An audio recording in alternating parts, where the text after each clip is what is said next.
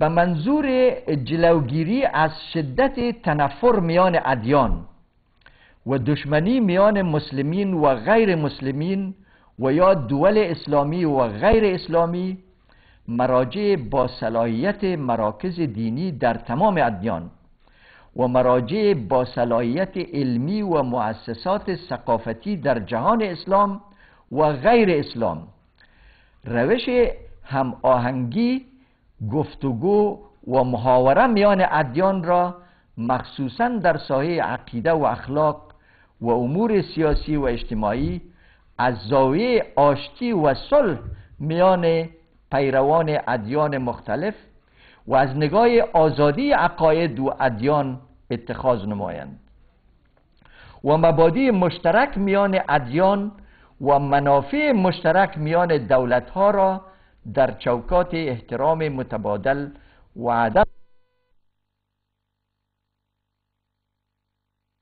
مداخله در امور یکدیگر مشخص گردانند تا تفاهم و تعاون دوستانه و مسالمت آمیز میان مسلمین و غیر مسلمین ایجاد گردد و جلو تجاوز و دشمنی میان اتباع ادیان مختلف گرفته شود. این اصل به صورت روشن در اسلام تثبیت گردیده و قرآن کریم می فرماید: بسم الله الرحمن الرحیم قل یا اهل الكتاب تعالوا الى كلمة سواء بيننا وبينكم الا نعبد الا الله ولا نشرك به شيئا ولا يتخذ بعضنا بعضا اربابا من دون الله فإن تولوا فقولوا اشهدوا بأننا مسلمون.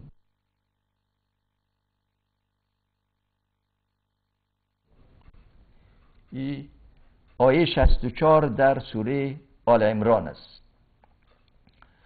بگو ای اهل کتاب، بیایید به سوی کلمه حق که میان ما و شما یکسان است، که جز خداوند یگانه را نپرستیم و چیزی را شریک او نسازیم و بعضی از ما بعض دیگر را غیر از خدای یکتا به ربوبیت نگیرد. و اگر از این دعوت روی گردانیدند، پس بگویید گواه باشید که ما مسلمانیم. خداوند فرموده است: ولا تجادلوا اهل الكتاب الا بالتي هي احسن الا الذين ظلموا منهم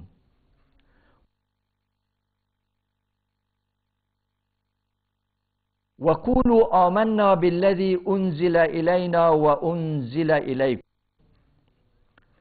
وإلهنا وإلهكم واحد و نحن له مسلمون. ای در سوره عنکبوت آیه 46 است. ترجمه معنای از این آیت: با اهل کتاب مجادله نکنید مگر با بهترین روش گفتگو و مجادله. این امر است که ما چی نوع دیالوگ با اهل کتاب داشته باشیم، با غیر مسلمان ها داشته باشیم. این امر قرآن است. با اهل کتاب مجادله نکنید مگر با بهترین گفتگو و مجادله. جز آن کسانی از آنان که ظلم کرده اند. این اهل کتاب کلشان یک قسم نیستند، بعضشان ظلم کردن. ظلم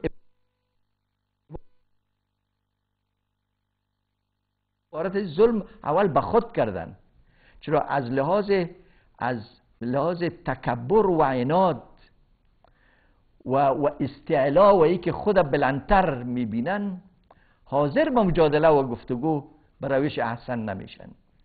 شما به روش احسن اگر به اونا پیش میشین و میخواین باشان صحبت بکنه، و اونا تکبر میکنن و شما را رد میکنه، در این وقت شما کوشش نکنین که خود را به مقابل زنا ذلیل بسازین. مثل که بعضی مسلمان ها را ما میبینیم که تمام روز کوشش میکنن بگوین که یهود و نصارا کافر نیستن و همین تملق ما میکنیم بلزی که بگویم که کل از اینا دوست ما هستن، کل از اینا به دوزخ نمیرن. کی گفته که کل مردم به دوزخ میره یا کل مردم به جنت میره؟ مگر با کسانی که در حق خود و در حق ما ظلم نمیکنن ما مکلف هستیم که ما گفتگو محاوره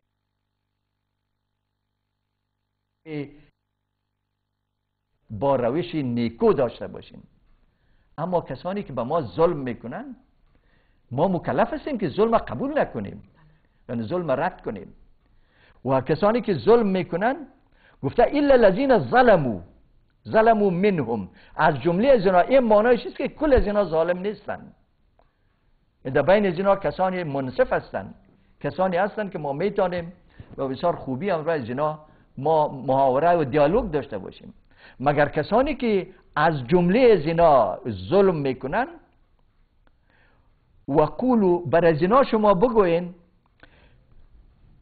قولو آمنا بالذی انزل الینا و انزل الیکم، ما به تمام آنچی که از جانب خداوند به ما و به شما نازل شده ایمان آوردیم. در اونجا هم ما به اینا یک گپ درشت سخت اذیت کننده نمیزنیم. ما میگیم که ما به چیزی که به شما نازل شده به او ایمان داریم و چیزی که به ما نازل شده به او هم ایمان داریم. مگر شما با چیزی که به ما نازل شده به او ایمان ندارین؟ و خدای ما و شما یکیست، این را برشان باید بگوییم. و ما به فرمان او تسلیم هستیم و مسلمان هستیم. این را با مظالم از اینا باید به می آزادی برشان گفته شود. تفاهم میان اتباع ادیان موجب رفع تشنج و ایجاد هماهنگی و تعاون میگردد و این کار خوب است و بارها از طرف بعضی از زعمای علمی و دینی و سیاسی مسلمان ها همیشه پیشنهاد شده. تفاهم میان اتباع ادیان موجب رفع تشنجات و ایجاد هماهنگی و تعاون میگردد، مشروط بر این که این تفاهم در فضای اعتماد و مواقف متوازن به عمل آمده، طغیان و تکبر از یک طرف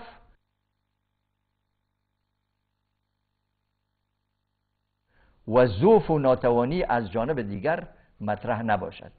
یعنی دیالوگ، اجندای دیالوگ تحمیل نشود، نتیجه دیالوگ وقت تصمیم به یک جایی گرفته شود و به سر ما تحمیل شود او عملی شود، مثل که در مسائل سیاسی میشه با او رقم او نوع دیالوگ به درد نمیخوره.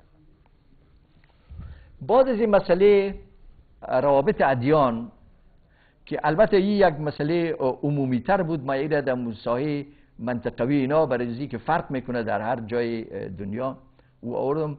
بعد از این از مثالهای مشکلات و قضایای مسلمین، قضیه مسلمین جنوب فیلیپین و عقیده ما قابل شناختن است.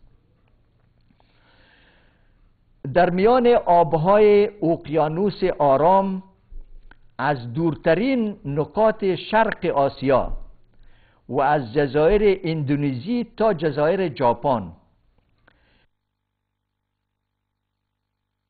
بیش از 7100 جزیره وجود دارند